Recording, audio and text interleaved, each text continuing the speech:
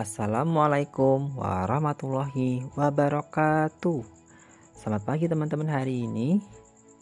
Apa kabar teman-teman hari ini? Semoga teman-teman semua dari kelas Al-Khwarizmi, Ibnu Sina dan Al-Ghazali semuanya dalam keadaan sehat walafiat dan selalu dalam perlindungan Allah Subhanahu wa taala. Segala puji hanyalah milik Allah Subhanahu wa taala, karena atas limpah rahmatnya dan karunia-Nya Ustaz tadi bisa menyampaikan materi PPI pada pagi hari ini dengan keadaan sehat walafiat dan tak kurang suatu apapun. Sholawat bermutiarakan salam marilah kita junjung agungkan kepada Nabi besar kita, Nabi Muhammad SAW, yang insya Allah kita nanti nantikan syafaatnya di yaumul akhir nanti. Nah, di pagi hari ini Ustaz tadi akan menyampaikan materi BPI mengenai adab-adab pergaulan lawan jenis antara ikhwan dan akhwat dalam Islam. Nah, teman-teman boleh disimak ya.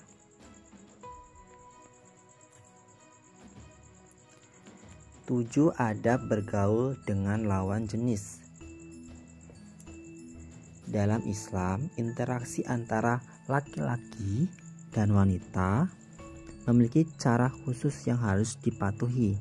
Sebagaimana kita ketahui, berinteraksi dengan lawan jenis tidak bisa dilakukan dengan sembarangan, karena Allah sendiri telah mengaturnya dalam Al-Quran dan diperjelas kembali melalui hadis. Nah, beberapa ada pergaulan lawan jenis yang perlu teman-teman ketahui, yaitu 1. Menutup aurat. Bagi seorang wanita yang ingin melakukan komunikasi dengan pria yang bukan mahramnya, maka hendaknya ia selalu menjaga auratnya tetap tertutup. Jangan sampai menggunakan pakaian yang menarik perhatian sehingga menimbulkan bisikan setan, apalagi terjerumus ke dalam syahwat. Dan ini juga terdapat dalam Quran surah Al-Ahzab ayat 33, yang artinya, wahai Nabi, katakanlah kepada istri-istrimu, anak-anak perempuanmu dan istri-istri orang mukmin, hendaklah mereka mengulurkan jilbabnya ke seluruh tubuh mereka. Yang demikian itu supaya mereka lebih mudah untuk dikenal.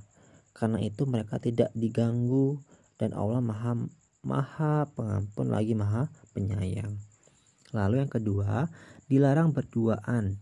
Jika ada larangan untuk bergaul dengan lawan jenis, namun membutuhkan lebih banyak kewaspadaan dan kehati-hatian dalam melakukannya. Hal ini demi mencegah terjadinya fitnah, apalagi terjerumusnya keduanya dalam dosa besar. Salah satu adab yang perlu dipatuhi adalah tidak berduaan ketika keduanya hanya berduaan. Maka setan akan sangat mudah untuk menggoda dan membisikkan berbagai macam godaan dosa yang terlihat indah. Bahkan meskipun seorang yang alim hendaknya tetap menghindari kontak seperti ini. Dan hal ini juga terdapat dalam hadis riwayat Ahmad. Janganlah salah seorang di antara kalian berduaan dengan seorang wanita yang bukan mahramnya, karena setan adalah orang ketiganya. Maka barang siapa yang bangga dengan kebaikannya dan sedih dengan keburukannya, maka dia adalah seorang mukmin. Nah, yang ketiga yaitu menundukkan pandangan. Jadi, baik laki-laki maupun wanita sebaiknya ketika melakukan komunikasi saling menundukkan pandangan. Hal ini dikarenakan dalam pandangan terdapat godaan untuk melakukan zina dengan diperlihatkannya keindahan dan kenikmatan yang sebenarnya menjebak. Hal ini juga terdapat dalam hadis riwayat Bukhari dan Muslim. Telah ditentukan bagi anak Adam manusia bagian zinanya, di mana ia pasti mengerjakannya. Zina kedua mata adalah melihat Zina kedua telinga adalah mendengar, zina lisan adalah berbicara, zina tangan adalah memukul, zina kaki adalah berjalan, serta zina hati adalah bernafsu dan berangan-angan, yang semuanya dibuktikan atau tidak dibuktikan oleh kemaluan. Hadis riwayat Bukhari dan Muslim. Lalu yang keempat adalah tidak menyentuh. Interaksi antara lawan jenis diperbolehkan dalam Islam selama masih dalam batasan yang diperbolehkan dalam Islam. Salah satunya adalah dilarang bersentuhan. Hal ini sesuai dengan apa yang diucapkan Rasulullah dahulu.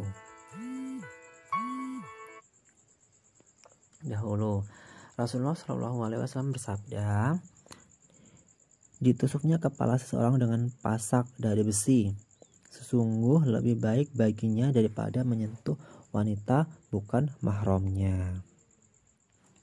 Hadis riwayat Tabrani. Lalu yang kelima yaitu tidak berdandan. Dalam Islam, seorang wanita hanya diperbolehkan untuk berdandan di hadapan suaminya saja. Begitu pula ketika bergaul dengan lawan jenis. Wanita yang dengan sengaja berdandan bahkan menggunakan wangian untuk memikat laki-laki merupakan wanita yang sangat rendah dalam Islam. Nah, itu ya, mengerikan sekali ya. Jadi tidak boleh tidak berdandan ketika berinteraksi dengan lawan jenis.